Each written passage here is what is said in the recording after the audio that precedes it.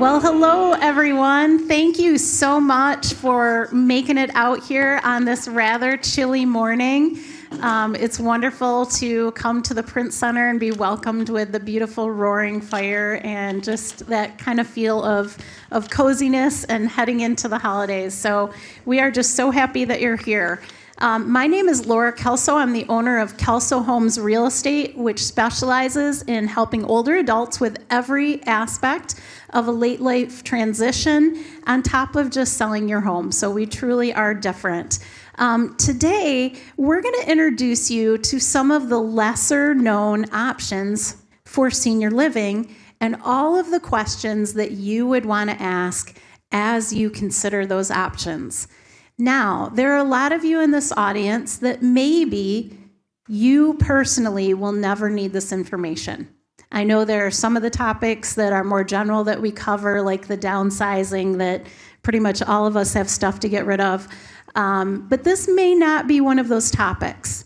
And yet, I can almost guarantee that even if it's not something that you need for yourself personally, that you will know a friend or a family member who does need this information. So I really hope that you're going to find your time well spent. So we have all seen the Golden Girls and had some really good laughs over the antics of 4 older women with completely different personalities sharing an apartment. So did they figure out the ideal situation for aging in place? Or did they simply open up this legal can of worms that would never really work in real life? What if Rose met a gentleman friend and kicked everyone else out of the TV room each night so that they could watch Jeopardy together? Or Dorothy developed an online shopping problem and got behind in her rent? Maybe Sophia started becoming forgetful and she needed more care but hated the idea of moving into one of those larger senior communities, and she just wanted a cozy home atmosphere that she could still get the care that she needed. Now, West Michigan has an absolute amazing array of options for senior living, both independent and assisted. But we often have people tell us, oh, I couldn't afford one of those fancy communities.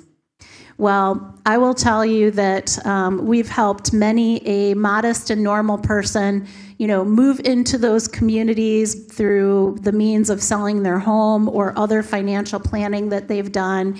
And while we never recommend any one option for anyone that we work with, what we always encourage is that you fully understand all of your assets, including your house, and all of your options so that you can make the very best choice when it comes to what's comfortable for you and your belief system. Now, budget-friendly options really do exist, but they can often be challenging to find, and they often have a wait list. So we're going to talk a lot more today about how you find those options and also the reality of what you would need to do to secure a spot. Now, back to our Golden Girls analogy. So what if Rose and that same gentleman friend got more serious? So does it make sense for them to actually get married? If they do get married, does it make sense for them to combine finances? Now, what about updating their trusts to make sure that their assets are passed down to their own kids if something should happen to one or the other? So these are very real questions faced by seniors every day.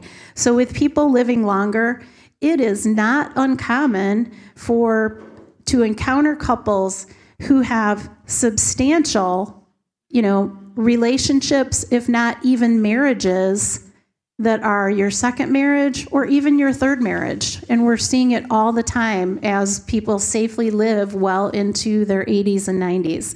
So they're faced by a lot of questions that once upon a time just really didn't exist.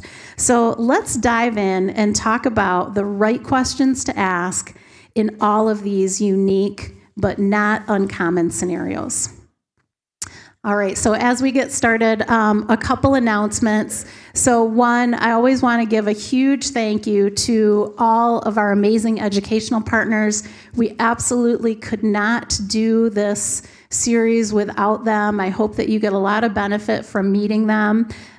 We have one more month before we do the bingo drawing. So if you have not gone by and introduced yourself to every single educational partner in the room and gotten their John Hancock so that you can be entered into the drawing next month, that is for a $50 gift certificate. So it's fairly substantial.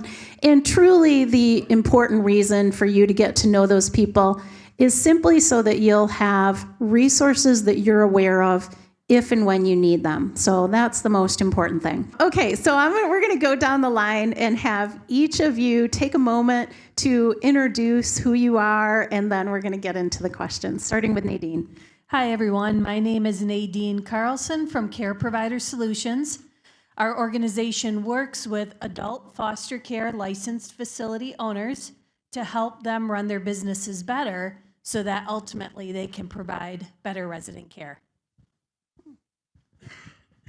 Good morning. My name is Brian Upham. I'm a service coordinator, which is HUD speak for social worker at Breton Village Green Subsidized Apartments, and we are an apartment complex for low-income residents, 62 and older or disabled of any age. Good morning, everybody. I'm Jordan Bush. I'm an attorney with a firm called Hedge Life Law here in Southeast Grand Rapids, or Southeast Grand Rapids. And we primarily do estate planning, probate, trust administration, and related matters. Good morning, everyone. My name is Liz Barnett, and I represent the Area Agency on Aging of Western Michigan normally, although today I am here to share more personal information about an unconventional living situation, and hopefully that can be an enjoyable story. All right, thanks everyone. So we're going to get started with Nadine. And welcome, Nadine. So we've known each other for quite a few years now. We've been in a senior advisory council together, and I know you've been serving seniors for a long time. So please tell us a little bit about your history as an owner of AFC Homes yourself, and what your goal was in starting Care Provider Solutions. So many of you, or maybe some of you, have had this story happen to you where a family member, which you can never say no to, right, comes up and says, hey, I have a great idea. Let's start opening up adult foster care homes together. You're going to be great at it. Well, maybe it wasn't adult foster care for you, but it was some creative idea, right? But you had no experience in this idea they had and never dreamed of doing it. Well, that's what my story was, is a family member said, let's start opening up adult foster care homes. You'd be great. And we're going to move to West Michigan to do it. That was 15 years ago. We opened up 7 facilities, served about 45 residents, and found, because I didn't have the experience, it was very, very confusing and frustrating to learn how to run them well. So we spent a lot of time creating systems and figured after all this time, why should other people have to go through the same trouble of learning how to do this? So we sold our facilities and opened up Care Provider Solutions to help individuals wanting to enter the space of adult foster care to learn what systems they should put in place so ultimately they can get through that learning curve much quicker and provide better resident care. What, going through something with actually having a plan in place? What, like downsizing? That would be crazy, right, Nadine? Mm-hmm. Oh my gosh. So I feel like I've learned so much in the past few years. And then I realize in certain areas just how much I don't know when I start to research new topics. And this was definitely one of those times. So can you start by giving us some guidance on the terms used to describe various senior living options such as HFA, AFC, and assisted living? So do some of these actually describe the same thing? Yeah, that's a really good question, Laura, because it can be very, very confusing. Assisted living is just a marketing term that people use to help describe what a person will receive in that particular living environment. So what acronyms could you expect to see related to assisted living? It might be RAL, which is residential assisted living, like a neighborhood home you see on the slide. It could be a group home. It could be an HFA. HFA means that there's 21 or more people living in the facility. Adult foster care means there's 20 or less people living in the assisted living facility. So assisted living is just a term, a general term that people use to make it more understandable about the services you're going to use with the other names sometimes used. Gotcha. So if we were talking about like a Story Point or a Porter Hills or one of those, what category would that generally fall into? So if it's 21 or more, then it would be an HFA. Gotcha. Okay. And then, of course, we have CCRCs, which are continuing care retirement communities, which is a little bit different because you're looking at a care contract that is different from the others. But so can residents receive similar care in an AFC home just as they would in a larger senior community? And give us a picture of how that might look differently than moving into someplace like a Story Point. So very similar, but you have to remember that adult foster care is 20 or under, so it's a smaller setting. So it's going to be very personal. So your staff to resident ratio is going to be much less. So the opportunity for more personalized care exists compared to a larger facility where more people live there. So your routine is going to be very much the same.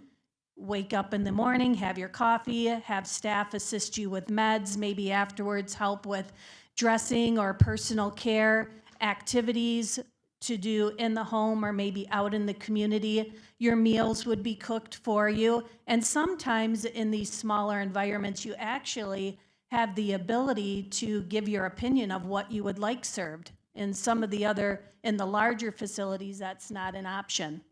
So it is more personalized care from my perspective in that you have more of a say and you have more attention by staff at a lower cost typically, which I think we'll address in a minute. Great. So most of us are familiar with local senior community options like the larger ones that we've talked about, but I feel like the smaller ones can be more challenging to find without assistance. So what are some of the best ways that families can find the homes in this area? Tom, so here's some QR codes, and if you would like the handout with these QR codes, they're at the registration table. Placement specialists like Tom at Assisted Living Locators is an excellent place to find adult foster care facilities, but here's some other options as well. On our website, we have an open bed listing that shows adult foster care licensed facilities across the state and kind of the information that you might want to know before you set up a tour. The state, Laura, has their AFC licensing lookup, where if you know the name of a facility, you can type it in, you can look at their citation history, whether or not they serve the aged. I think I want to address that real quick because sometimes when a person hears adult foster care, they automatically think, oh, that's that place where people with mental illness or developmental disabilities live. Well, in some cases, that is true, but not always. Very often, AFCs specialize in taking care of the aged only. So it's a matter of sorting through, if that's your desire, is to find one specific to the aged community that you're looking specifically for them. So how do you get there? Well, the last QR code, the map of AFC locations and types, that'll populate every AFC, 3,800 of them, in the state. And you can click on any of those 3,800 dots in the region you want to settle, and it'll give you a list of what they specialize in, whether it's the aged, developmentally disabled, mentally ill, wheelchair accessibility. Maybe I'm wrong on that. Maybe not wheelchair accessibility. But it will tell you the populations that they serve so that you're not wasting your time sorting through the many that might be in this county. No, that is really helpful because I think that there are a lot of people who could benefit from the idea of going somewhere that has a more home-like atmosphere, because that's one of the things that I hear when people are touring communities is, gosh, I don't want to live somewhere where I feel like I'm in just an apartment. So this certainly gives you some options. So what does the cost of a typical AFC home, in terms of how they would compare to some of the larger, more well-known communities that we have here? Typically, the cost of an adult foster care is lower than a large HFA or AFC. Most often it's because they have less administrative costs, so they don't have to charge as much. So in addition to getting the more personalized care, it is very often a more economical option to consider as well.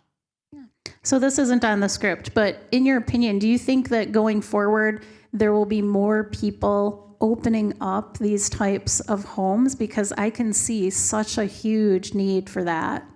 Yes, it's a growing industry to match the growing need of the baby boomers reaching the age where they need support. So I think you'll find more and more often that a lot of them will be focusing specifically on the aged population in addition to the others we talked about.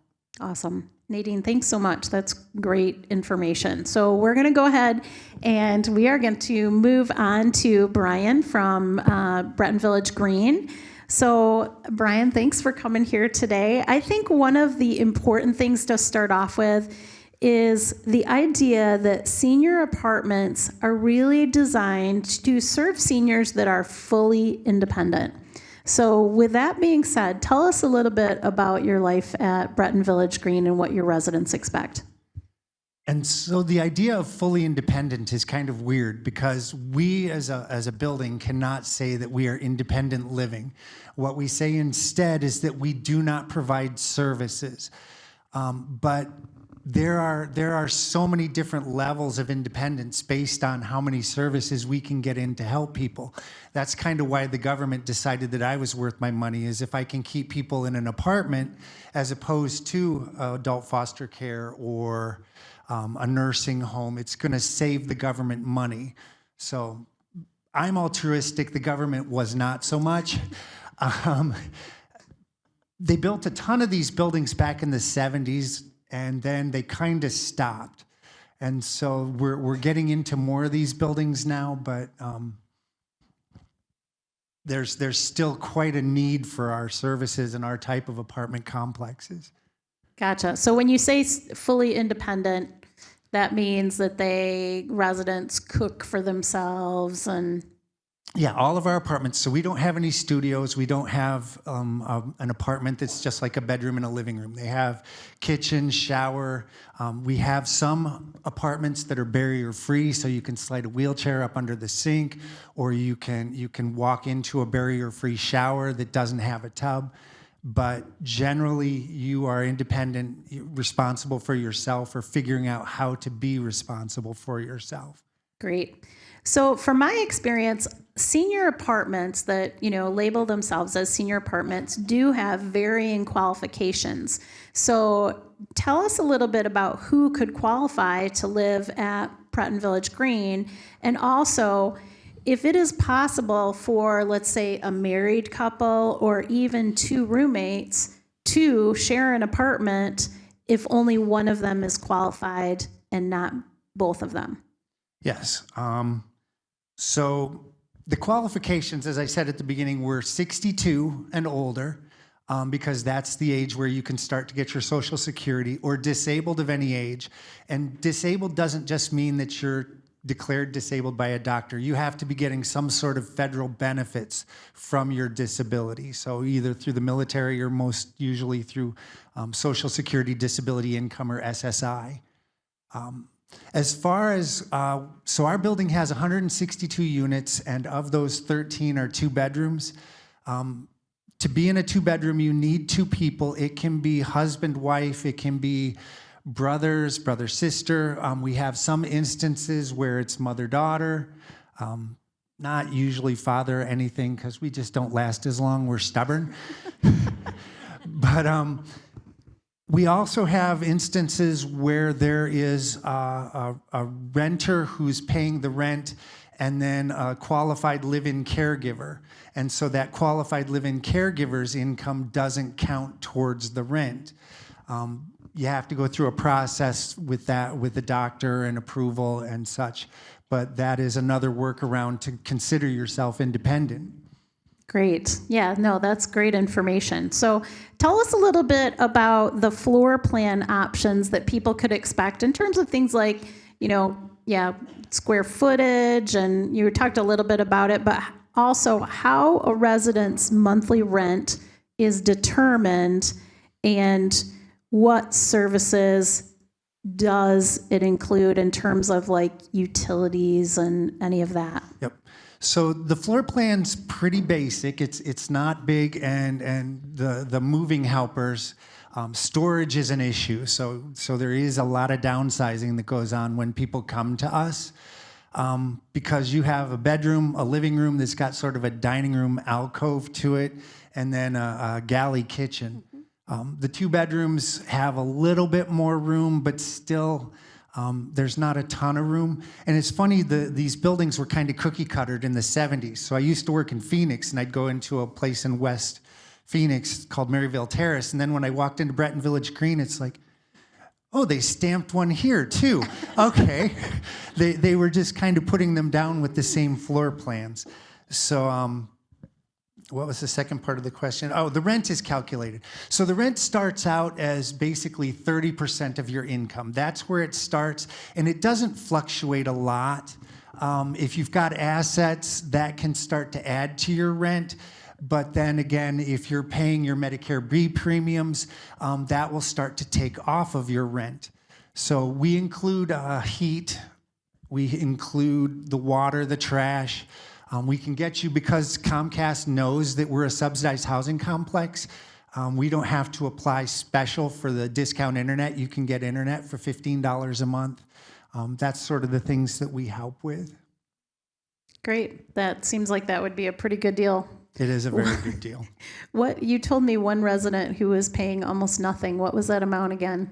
Okay, so, in order to be in our building, you also have to be either a citizen or a qualified legal resident of the United States. There's a lot going on about how there's people that are just taking advantage of our benefits and stuff like that. But nobody in our building is not a citizen or a green card holder, qualified resident of the United States. There's a lot of different circumstances. We had a veteran resident on disability who had worked for his dad forever and never asked, and his dad didn't declare him on his taxes. So when he went to get his Social Security, it ended up being $600 a month. That's not a lot to live on. So we got food stamps, and then his rent was like $37 a month for a 1-bedroom apartment, because that's just what he qualified for. Yeah. Yeah, but it's great that those options are out there, because everyone needs a place to live. So are income restricted apartments like yours actually regulated by the state? So in terms of like income limits, if you were going to go to, an apartment complex like yours in Detroit, would kind of the incomes be determined in the same way, or who regulates that? Yeah, so the federal government actually regulates what the income limits are. And this was one of the things that I used to explain in a little program we do called Your Rent and You. If your rent is $327 at Grand Rapids at Breton Village Green, it's $327 at Honolulu, Hawaii. Oh. It's $327 in Miami, Florida. It's the same everywhere. Now, the waiting list in Honolulu, Hawaii is probably about 37 years. So you might want to get on that quickly. But it's calculated, there's a formula that we just plug the numbers into, and then it spits out rent. Everything goes through HUD. We get inspected by the state. Those inspections have more to do with making sure that we're keeping the building in good working order for the residents. So they come in and make sure that the stoves work, the refrigerators work. They will do things like if somebody's decided to become a hoarder and block egress from the windows for the fire department, that's going to be a problem. But the other thing that the federal government does is they will determine what the rents are for our area by doing a survey of what the general rents in Grand Rapids are, and then they tell us how much our actual rent's going to be, and they make up the difference between what you pay and what they've determined our rent can be. And then based on that, so for one person, you cannot make more than $59,600 and live in our apartments, because that will put you at market rate, and you have to get $1 of subsidy. So if you make $59,500, you get your $1 of subsidy, you can move in. Wow. Okay. All right. So we kind of covered that because that's definitely different than a lot of senior communities. So how long is your current waiting list? And tell us a little bit about what that application process looks like. So our waiting list currently is running right around 2 years to get into our building. If you think you're going to need our building, get on the waiting list, because it's going to be 2 years. And if we call you and you're not ready, we can't come to your house and make you move in. You got to move into our building right now. So you can always say, drop me back down the list, and I'll catch it next time.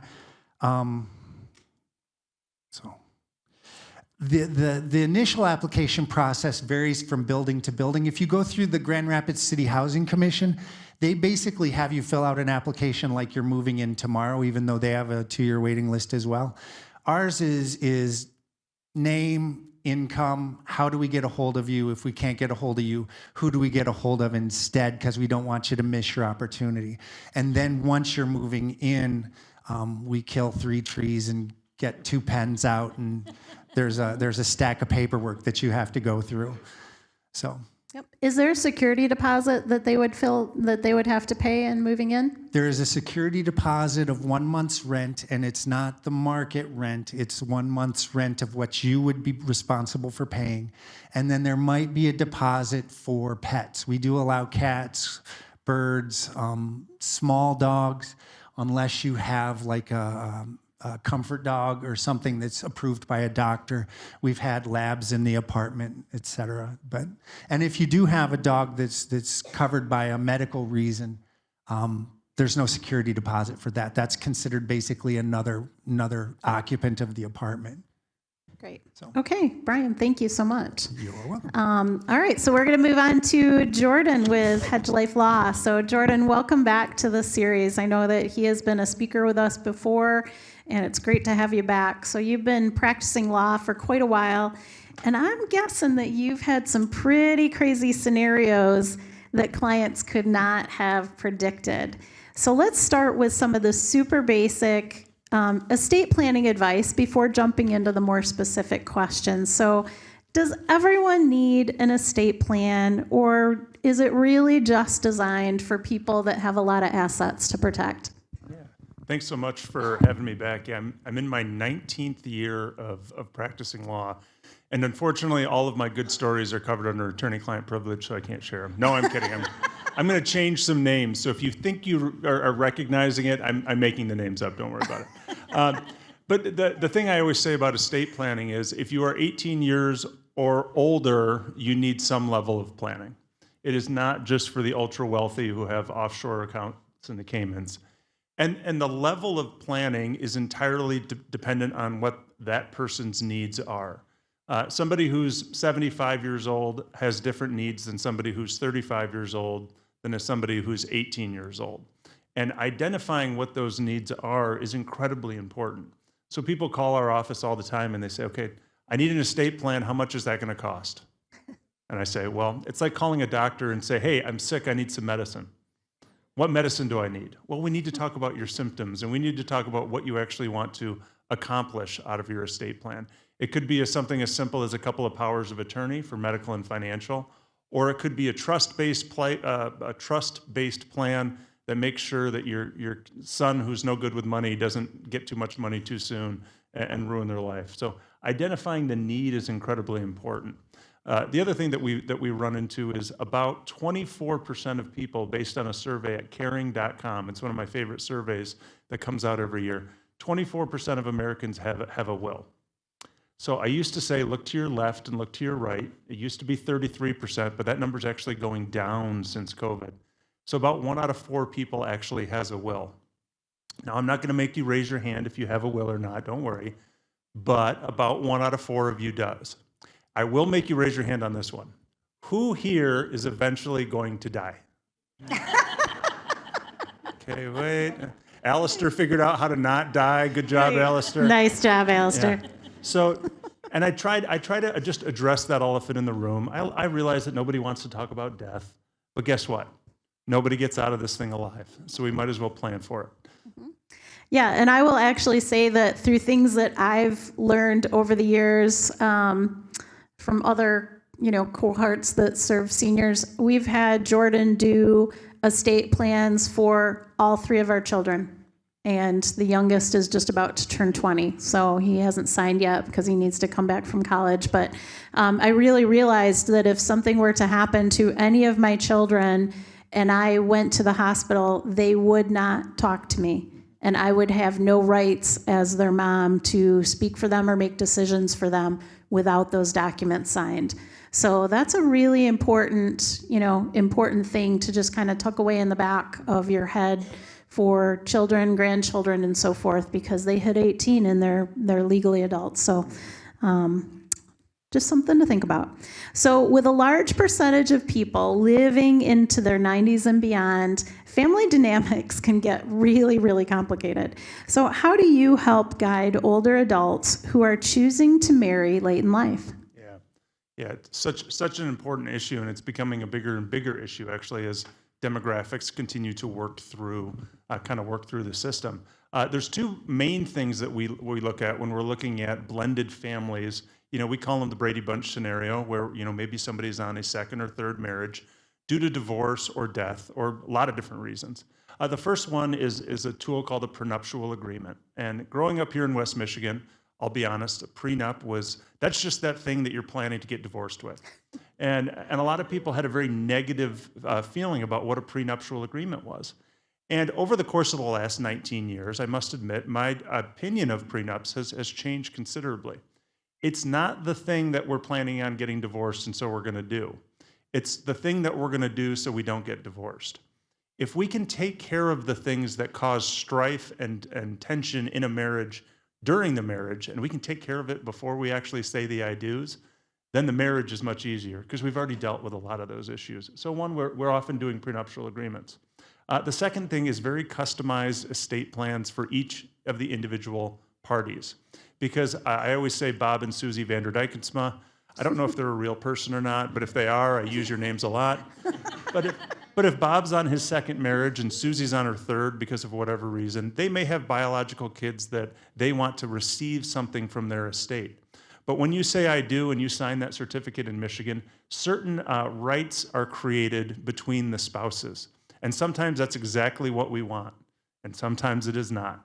So we want to make sure that we have those customized plans for both the husband and the wife or each spouse to make sure that their things go to the people that they anticipated them going to.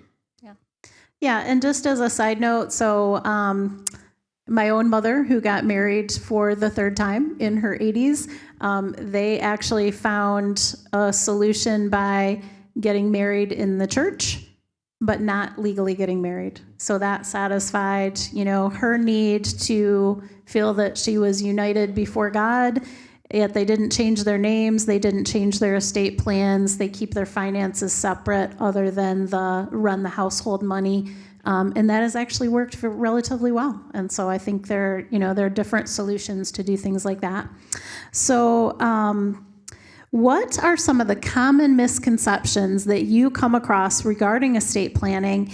And are there any that you can think of that really specifically relate to clients who choose to either cohabitate or marry late in life? Absolutely. The biggest misconception that I hear on a daily basis is estate planning is only who gets my stuff when I die. So after I pass away, where does my stuff go? That's what a lot of people have the conception of estate planning. And I try and educate people that estate planning does include that stuff, and it's very important. However, it does also include who has access to my information while I'm still alive, who has decision-making ability for me for medical and care decisions while I'm still alive but unable to do it for myself, who's got the authority to pay my bills, file my taxes, apply for government benefits, apply to be admitted into a facility potentially. Who does all of those things while I'm alive? And the planning for while you're alive is just as, if not more important than the who gets my stuff when I die. In fact, when I was naming my law firm, my wife said, you have to put the word life in it. And the very brief joke on my firm is called Hedge Life Law. My last name is Bush. And what do you call a bunch of bushes? Yes. That was really original, Jordan. That was the appropriate laugh for that joke. But the real mission behind Hedge Life Law was the definition of hedge is to be means of defense or protection. And that's my mission as your counsel, to be your means of defense and protection. So it's not just who gets my stuff when I die. It's we got to plan for while you're alive, because that's really what we're designing for. Great. See, my husband has a strategy that we're just going to spend every single penny before we die, and we've told our children this, so they're all good with it, right? Okay, amen. So we all go into committed relationships believing that they're going to last, but unfortunately that's not always the case. So what are some of the best ways that individuals can proactively protect themselves? So we talked about this a little bit, but see if there's other things that you can add to that, whether they're cohabitating or actually going into a marriage. Yeah, in addition to prenuptial agreements, if marriage is on the table, customized estate plannings if marriage is or is not on the table. But the last one thing I wanted to mention was types of ownership of certain assets. And I'm going to tell two quick stories. Both of them are true. I had clients, again, Adam and Betty, were married for the second time. Each of them had previously lost their spouse, one to a heart attack, one to cancer. And they each sold their houses and put the money into a new house that both of their names were on. And they bought it as a married couple. So they had what's called tenants by the entirety. Now, when one of them passed away, and this is a true story, when one of them passed away, the surviving spouse simply retains ownership, is simply owner of the house, which seems great for them, except for the deceased spouse's family now got cut out from that half of the money that they poured into the house. So there's not a right or a wrong way to do things. Again, it depends on what the situation is. Compare that to a situation I just wrapped up last month. It is a couple that did something very similar where they have the church wedding, but they didn't have the county clerk sign the marriage certificate. But he said, she's moving into my house, and if I pass away, I want to make sure that she's not homeless. I want to make sure that she's got a place to live. So we built in a right to occupy into his trust, which says, if I die and she's still using this property as her principal residence, she can do so for as long as she's alive. In fact, we set money aside to make sure that property taxes and insurance and utilities and all those things were paid. And then after she no longer wants to use this as a principal residence, the property can be sold and then the proceeds can be given to my biological children. Again, not the right way or wrong way to do it, generally speaking, but it was right for their situation. So just making sure that we're customizing ownership of assets is incredibly important, whether marriage is on the table or not. Mm-hmm. That's great. So how about situations that would serve as a cautionary tale of what not to do? Now, my English teaching mother would get mad at me because I'm about to use a double negative, but don't do nothing. We already mentioned that 24% of people have wills, which means that 75% of people don't. And the number for people that don't have the correct updated powers of attorney for while they're alive is even higher than that. So don't do nothing. The biggest reason that people don't get an estate plan is because of procrastination. They just didn't get around to it. It's been on the list, we'll get to it eventually, but they just don't get around to it. The problem is, I often joke at my office, tell me when you're gonna die, tell me when you're gonna get incapacitated, I'll tell you exactly what to do. Unfortunately, my crystal ball is a little bit hazy. So we don't know when we're gonna need these documents, and if you do become incapacitated or you do pass away, our options on what we can do to solve your problems is much, much smaller. So one, don't do nothing. The second is, please, please, please never add your child or a beneficiary onto a piece of real estate or a bank account. People come into my office all the time and they say, oh, Jimmy's on my account, don't worry about it. Like if I die, it's just gonna go to Jimmy. And I say, well, there's three main issues there. One, if Jimmy gets in a car accident and a creditor comes after him, if Jimmy is a co-owner of your account, Jimmy's creditors can go after your money. The second is everybody's getting along. Jimmy's doing great until Jimmy needs some money and empties out your account. And you're gonna say, well, that's never gonna happen to me, and I hope that that's true, but most people don't realize that bad things happen. And then the last thing is that Jimmy is truly a co-owner of your account and you have other children and you wanted them to split that account after you pass away, Jimmy is simply the owner of it and doesn't actually have to give money to his brothers and sisters potentially. As it relates to real estate, it's a longer conversation, but there's this thing called a stepped up basis. And if you like paying taxes and if you want your children to pay more taxes later in life, add them onto your deed. That was me being sarcastic, by the way. Remember, to underline, do not add kids to. We want our kids to inherit our assets. That way they get a stepped up basis and avoid capital gains in the future. And if you have questions about that, I'm happy to talk about that more on a specific basis. So don't do nothing and don't add your kids to your assets.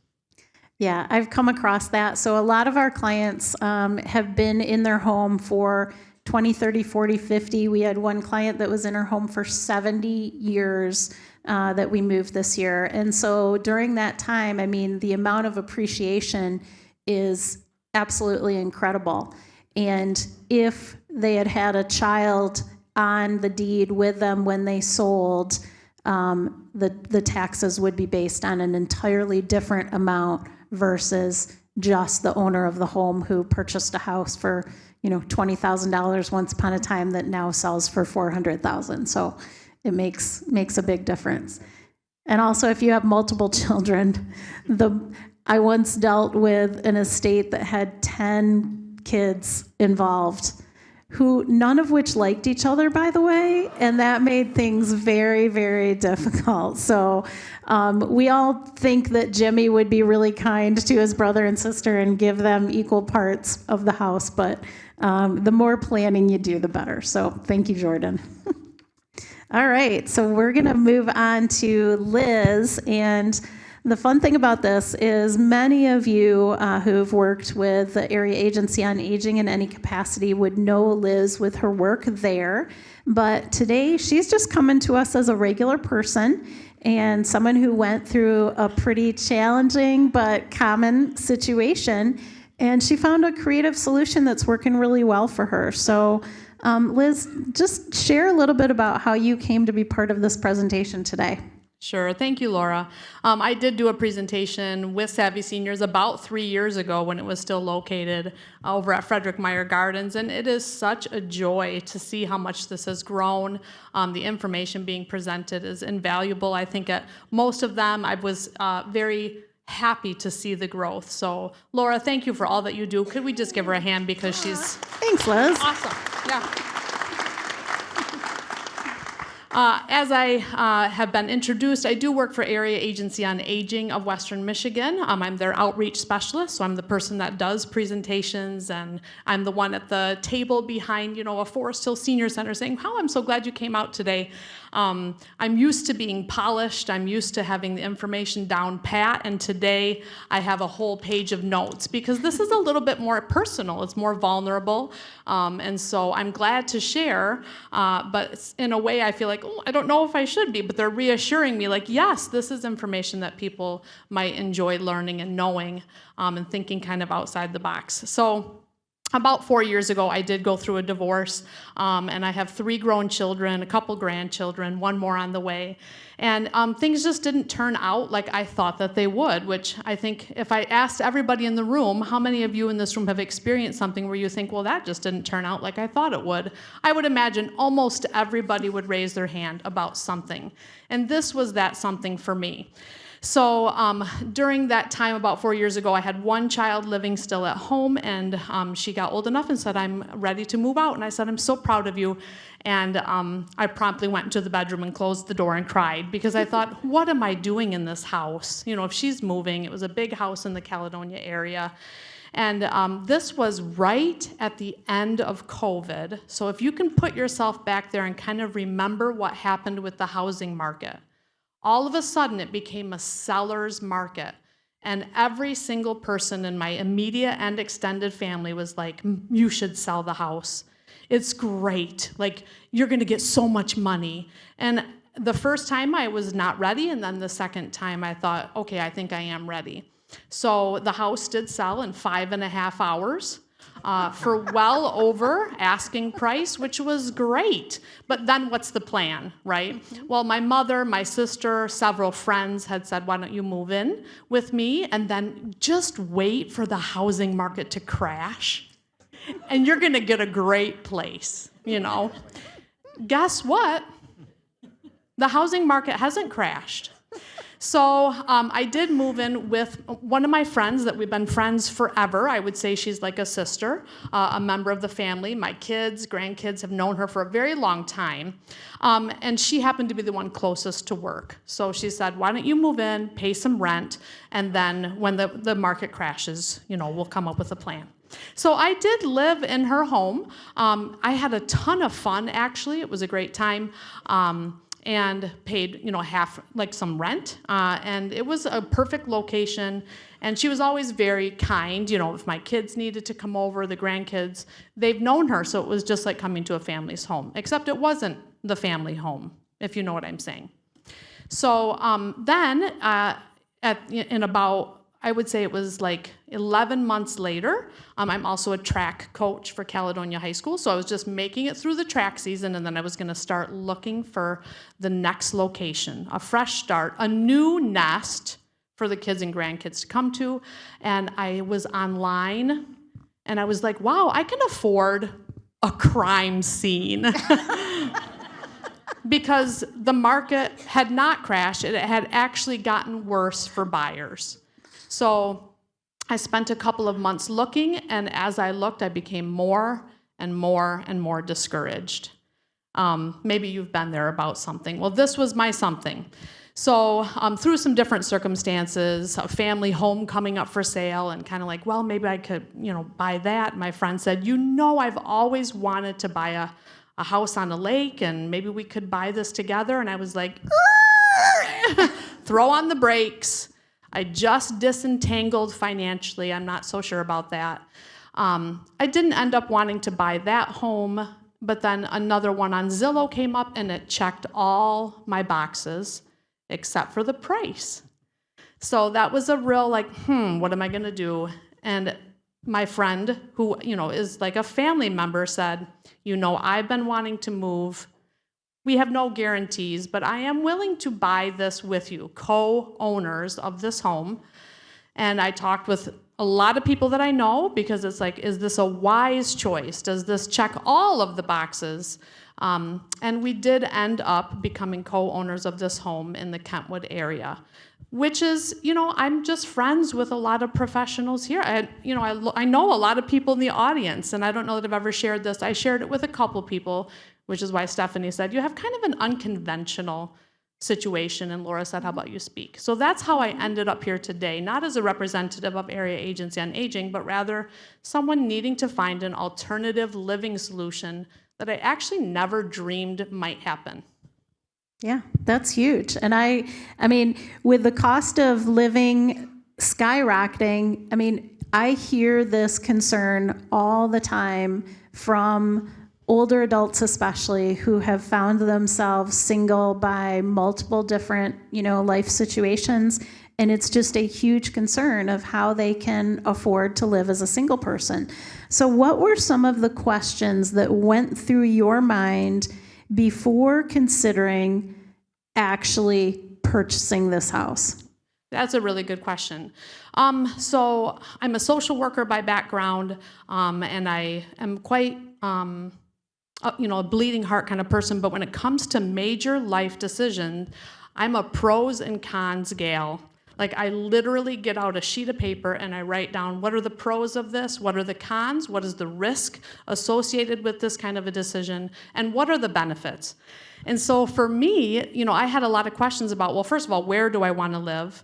What kind of an environment do I want my 3 grown children and grandchildren and future grandchildren to be able to come to? What are my life goals for this? Because although things didn't turn out, I still had hope for my future. And so, I had to make some decisions, but I wanted those decisions to be very intentional if I could. And so those questions of what are the pros, the cons, and the risks, that was just all written out for several months. And so when the actual question was proposed, even though it wasn't really in the cards and what we were originally planning on, it kind of was like, I've already thought about all of these things. And so, yes, I am willing to make this decision. But those questions of what do I want, where do I want that to be, and what does this look like for the family as a whole, both my immediate and extended family, it checked all the boxes. And so it took some intentional forward thinking even before a scenario presented itself. Yeah. So I think especially since you originally planned that your situation would be temporary as you were searching for a home on your own, what did you actually learn in those first few months of living with your friend that you would not have had the opportunity to learn had you not, done this temporarily first? Well, we accidentally had a trial period of living. I hadn't lived with anybody else in my adult life besides my husband. So and we didn't have a trial run. You know what I mean? So it was an accidental trial run, and you do kind of learn that compatibility is important. We've been friends for a very long time, so we already knew that there was friendship compatibility. But sometimes friendship can be sacrificed on the altar of convenience. And that was a big concern for me. But after a year, it was like, we're having a really good time, and we have a lot in common and similar goals because I'm 50 and she's 60. So, you know what I mean? Like, we're kind of in the same stage of life. But it was definitely an accidental, trial run. So we learned about compatibility. I also, sometimes I look back and think, I wish I could apply these strategies that I've learned now maybe to the past. Maybe there would have been a different outcome. But communication is very key in any relationship. Mother, daughter, father, child, child to mother, all these different scenarios, but kind, authentic, real, and proactive communication, they are of utmost importance no matter what the situation. And so we try to really keep that at the forefront. Also, I would say that for me, I had a lot of healing to do. And so sometimes going through a process and saying okay, do I have some hope for the future? That was just really important. And this did present that opportunity. Not that I'm pinning my hopes on this situation, but rather I'm not done. I have a lot to offer my family, my grandkids, and a place that has truly been a haven for the family. So that has been really beneficial. Mm-hmm. Yeah, that is absolutely huge. And one of the things that you and I talked about was how you and your housemate developed a concrete plan that included legal considerations like Jordan talked about, financial items, and even the division of labor for household duties. So tell us a little bit more about what that actually looked like. Yeah, so in practical terms, because all I'm doing is describing for you a unique situation. I am not prescribing this for you, which is a big difference. I wouldn't say that maybe you should do this or that you should do this, but it just happens to be working for me right now. So what we are very careful to do is we do split all finances exactly 50-50. So every 2 weeks, that happens to be a pay period. Every 2 weeks, we always know as soon as we have a check, then we go through our bank statements separately, and here's our expenses, and we know what we're splitting and what we're not splitting. If she wants to go on an Amazon spree and buy a whole bunch of new clothes, that is not my business. Do you know what I mean? But because we don't have combined finances, but we make sure that anything that has to do with the house or household expenses is a 50-50 split. Obviously, we're communicating well ahead of time what we're doing with the house. Also, we have plans about what happens if something happens to me, what happens if something happens to her, if something happens to me, what will happen with the house and the sale of the house for my 3 adult children. Like, that's all been worked out. I would say 98% worked out, and I feel really good about that. That's intentional. It's hard work. It's hard to think about some of that sometimes, but without it, don't do nothing, right? Right, so that's been worked out. I did have to change some things, from the past, but that's important too. I think we all have to at some point, like this person maybe was going to be, and now maybe they're not around, or something has happened, so you have to change things. It just takes work. And then we also develop every new year, because we've been living together for 2.5 years, so we've had 2 New Years together. I am always a big, okay, what are my life goals for 2025, 2026? So it's always on the fridge. If you came to the house right now, you would see 2025 goals, both short-term, long-term, and I would say there are only 2 that are not crossed off. And that's something that we happen to do together. Things that we wanted to do personally, developing the home, ourselves, financial goals. And so we've been very intentional about those things. I would say that I am the driver of that conversation. But that's how it is in most friendships, where you have someone who's a pretty strong driver and someone who's saying, yes, I'm here to support. And then as far as division of labor, surprise, surprise, I'm kind of hyper. I have a ton of energy. So what I bring to the table is a lot of energy. I'm very good at cleaning. I love yard work. I mean, get my hands in the dirt and it's a really happy day. I'm also very good at decorating and seasonal change and all that kind of stuff. So the home is beautiful. She is good, surprise, surprise, at the back end of things, the computer work, the ordering of groceries online, trying to plan things that are more about the behind the details, the technicals. She's the driver of if something happens to you, what's going to happen? She really pushed for that conversation, and I was like, I don't want to think about that. But it's so much more reassuring to have a plan.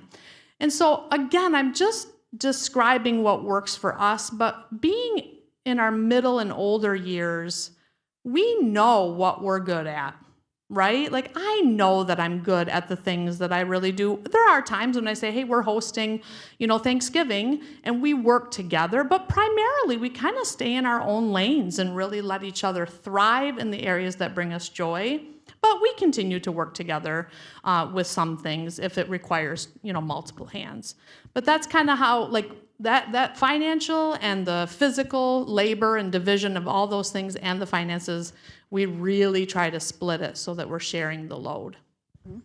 No, those are all great pieces of advice for sure. And by the way, I'd love to have you come over to my house and tend to my plants. So that would be very, very helpful. So I don't care who you live with or how much you like or even love that person, there's always different challenges to overcome.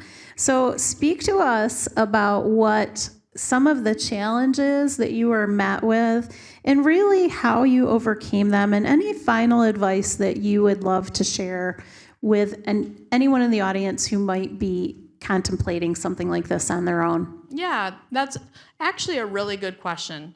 Let me ask you, what do you think are some of the challenges that 2 friends living together, kind of like the Golden Girls, what do you think some of our challenges are? Just shout out a couple things. Schedules, what someone said it here? Privacy, thank you. Anything else that comes to mind that can be challenging? Screen time? Dating, thank you, great. You guys are smart. No, you know what you are? Savvy. So I would say that everything you've mentioned are important considerations. Most challenges in life surround another person or people, right? Dating might be about another person. Children and grandchildren coming over when the other person doesn't feel like it. What does that mean? Schedules. I would say that the things that we've struggled with the most have to do with family. So with her family, we've had 2 long-term residents that have come to live in our basement.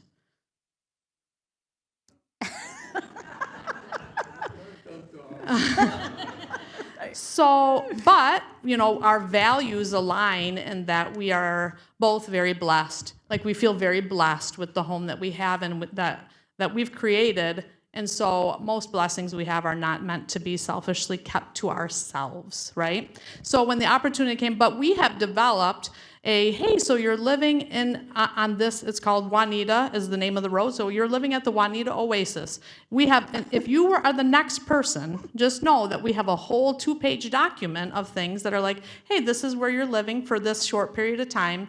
Here's the rent, here's this, here's that, here's that. Well, that doesn't just happen accidentally. That happened by a reaction from the first one, but by the time the second one came along, you better believe that there's the document, okay? Because the emotional toll, is there, so when you can be proactive. So that is, one challenge that we faced. Maybe it will be one of my adult children next time. Same rules apply. Like, it matters to have that proactive. I think that, and again, this is where I say, like, maybe this could have been applied in the past, but really expressing expectations is really important. Like, here's my expectations. What am I hoping for this holiday season? What is she hoping for? Do those things align? Is there any fractures that are already there that we probably better try to work out? That's a conversation really we should be having. That's what I asked my kids. What are your hopes for the holidays this year? I mean, just asking those questions, I think, is really important. We try to do that so we can maintain a respectful living environment. Now, one of the things that's really helpful is I'm gone a lot. I am an outreach specialist, which means I'm reaching out and I'm not home during the workday very much. Works great for her, I think, but she works from home.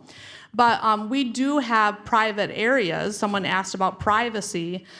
We have private areas for both work and leisure. And so that's really important too. And what if something changes in the future? Well, I'm not exactly sure. My crystal ball is more hazy than yours. However, my sister, who I've always had so much advice from, said, look, you have to live somewhere. And what you're looking for, this box, this box, this box, this box, this box, this box, this box. I have a lot of things that I was looking for. You're there, and if it doesn't work out, then you, Liz, are a winner. You will continue to find a way, even if something changes from here. And I wouldn't consider it a failure. I would consider it a time that you spent really getting back on your feet, learning mutual respect in a situation that you didn't anticipate. You're going to leave it better than when you started, and you're going to continue to maintain a strong friendship. And that, to me, is what I would consider good advice, sound advice. I would say to you, my final piece of advice is sometimes if you find yourself in a living situation, I'm not saying you should do this. However, if you are a winner, and I would imagine that everybody in this room, considering yourself that you are here at Savvy Seniors trying to find a way to navigate a rather difficult process as far as sifting through an enormous amount of information, you can find a way. You have the ability to find a way, even if it's different than what you thought it was going to be. So that would be my final word of advice. Steve, can you wave at me now to let me know I did a good job? Okay, thanks. I told Steve, I'm not here on a professional way. I'm nervous. He said, I'm going to wave at you. You're going to be fine. So thank you. That's my final words. Thanks. Awesome. You guys, can I have a hand for all of them? I mean, what phenomenal advice in all different areas. Did all of you get something out of that? Hope you feel like for either for yourselves or for a friend or for a situation maybe that you haven't even yet encountered. So we're going to go ahead and we're going to take about 10 minutes to open it up to questions for these guys. And then, then we'll move on to some final announcements. I don't have a question, but I have a alternative living story like Liz told. My my daughter learned that one of my son's friends that we had known since he was born, who was a low-income person, was having a terrible time finding housing. And my daughter said, why doesn't he live with Grandpa, who was my dad? And my dad had also known this boy since he was born.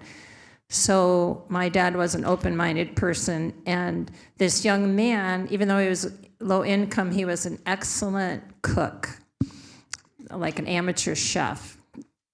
So he came over to my dad's condo. I had drawn up a little contract, not a legal contract, but they had a conversation, and they agreed that this young person would live in my dad's condo, lower level.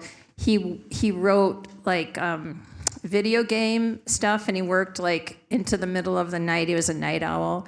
And my dad lived on the main floor, and every day David would cook my dad a beautiful dinner, and they would have dinner together. We had him live with us rent-free, and we just said, if either party doesn't want to do it anymore, give the other person 2 weeks. The funny thing that happened in terms of expressing expectations, after they had their first meal, I asked my dad, well, how was the meal? He goes, it was good, but I had to tell him it was a big salad and I need meat at every meal, every dinner.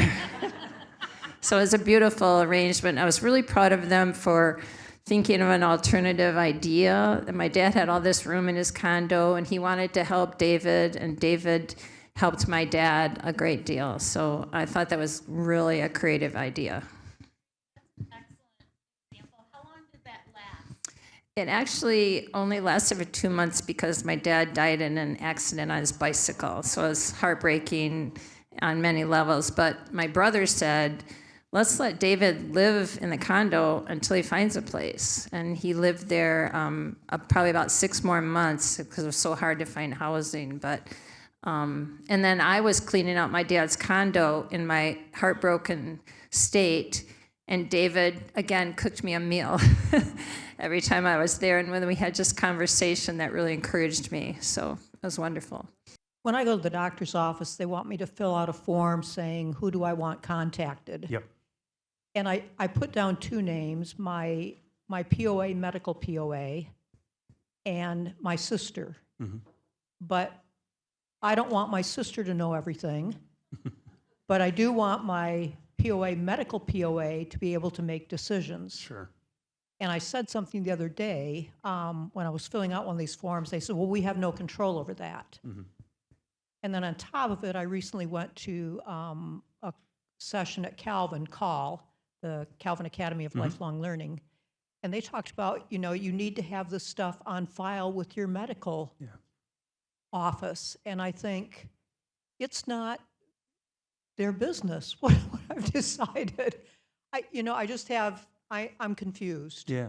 So the 2 documents that she's talking about, one is the medical durable power of attorney, and that appoints the patient advocate with the authority to make medical and care decisions for the principal if the principal can't do it for themselves.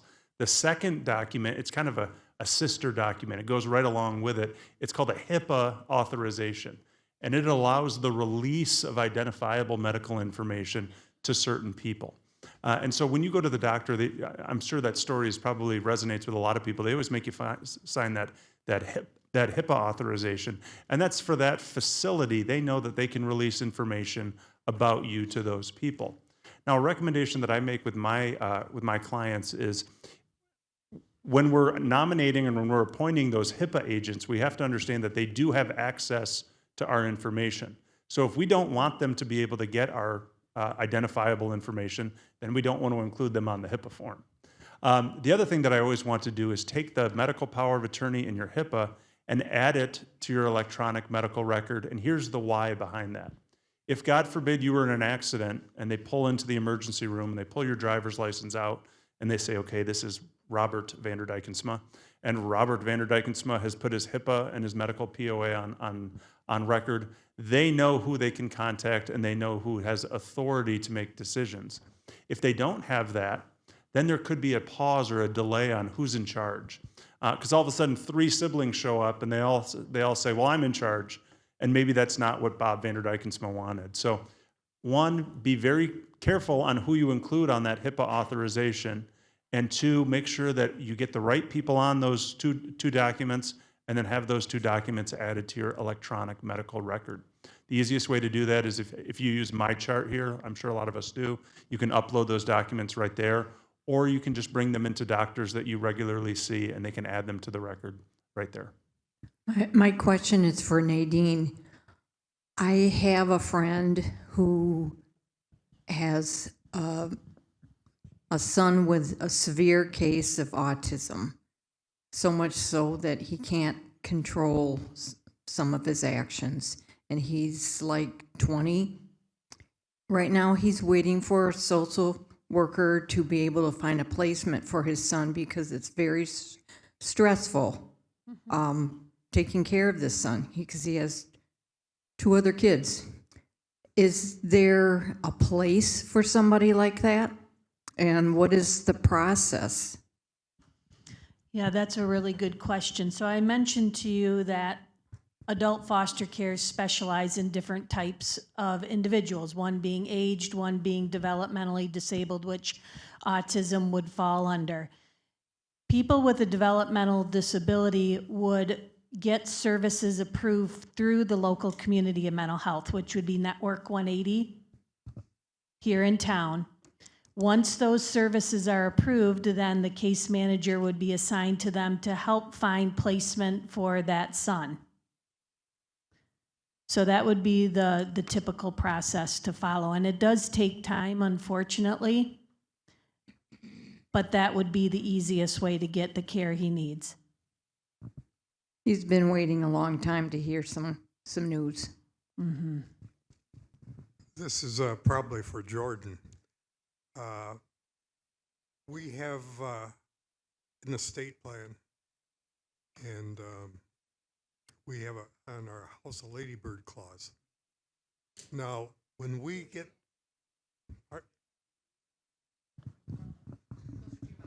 oh, okay. We have a trust. Yep. We have a ladybird clause on our house. We feel like we are all prepared Yep. for the. But how do we prepare our children on suddenly, if that's the case?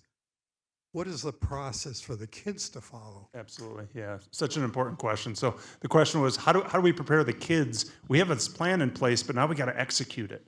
I think it's really key that the key people in your plan, whether it's Sherry the financial advisor, whether it's Jordan the attorney, whether it's Mark the CPA, that the kids know who the team is. Because the better the team works together, the smoother the process goes. And I know nobody likes talking about death. I know nobody likes talking about incapacitation. I get it. Trust me, I get to do it every single day. And making people come in and have these conversations, I understand, is difficult. But I would encourage you, you don't need to get into the legal specifics, but just tell the story to your kids. Okay, if something happens to mom and dad, there's this binder over here in the file cabinet, in the drawer, in the desk, in the whatever. Call Jordan, call whoever the attorney is, and they'll assemble, like the superhero team's going to come together and they're going to come around you. Have the conversations of what's going to happen, not from a legal standpoint or an accounting standpoint, but just tell the story. And that way there's no surprises later when the kids actually have to go and execute the plan. There's not much interest in knowing the story, having the story right now. Yeah. But in other words, set up a plan with what's at the house and the things that they have to do. The biggest thing is if they know where to look, that's an incredibly important answer. Okay. Something happened to mom and dad, I need to go to the drawer, I need to go to the desk, I need to go here, and then that's going to give me the map as to execute the plan. But we have told them the first thing to do would be, besides this list that we have, is go to the attorney Yes, who set up the trust. Yep. That would be the first thing they would do. absolutely. Okay. Yep. I'm just going to add to that. So we have something that we've developed, through GR Savvy Seniors called a grab and go binder. And it's really just it's about a 10 to 12 page document that walks you through, hey, here are all the legal things that you should have on file. Here are all the things that somebody would want to know if something were to happen to me. So it's not always just go to the attorney, because the attorney might not know that, hey, this person's your financial advisor, and gosh, this person's my realtor, and they already know all about our house and our plan and know our kids. But all of these things that might happen if something were to happen to you, all of those names should be listed in one spot so that your kids or whoever is taking care of those things for you have a much easier time and are immediately calling the professionals that you have already vetted that you would want to take care of those things. That makes it so much easier than if they take over and have to start blindly figuring out, who those professionals are. So we have time for about one more question. Okay, we'll do two. Hi, my name is Erin, and I'm with Home Repair Services. December 8, we have a free Life in a Binder class. It's free for anybody. It's to get you started. It's not a legal document. It's just a way to get started. If you want more information, I have a table back here. We are a nonprofit. It's totally free. I've got a paper, and I can give you my card as well if you want more information. It's Monday, December 8. It's free to anybody. Erin, that's very, very timely. Thank you. I'm coming from a different perspective. You have that hard talk with your kids and your friends that they know exactly what you want medically. I've seen disasters happen because even though the person affected has it written down somewhere, and the family has a different understanding, and it can be a bad situation.